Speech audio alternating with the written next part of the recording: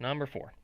Which of the following is an example of a function whose graph in the xy plane has no x-intercepts?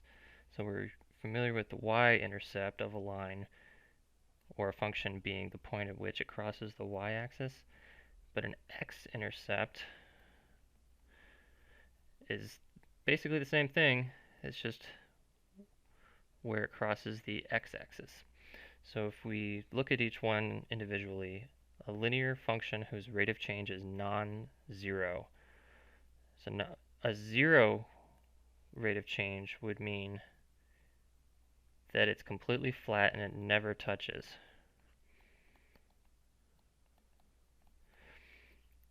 This one does have when it is non-zero, it indeed will never touch the x-axis, but that's not what the first option says.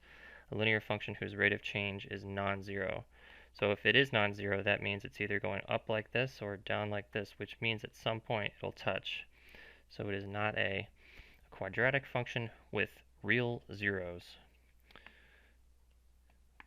Quadratic function with real zeros means it has x-intercepts. It can either be like this, or it can be like this. It can even be like this, where it just touches once.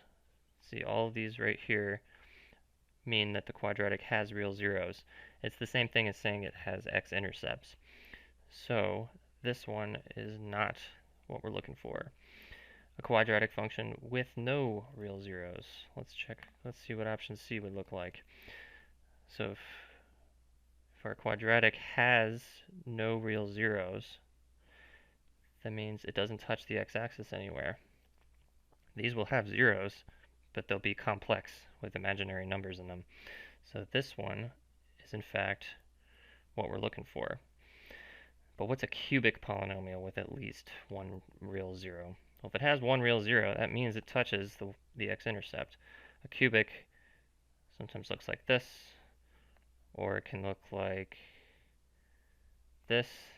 That's a really funky looking cubic, but pretend it's a cubic. All cubics have at least one real zero, so D is not it. C is our answer.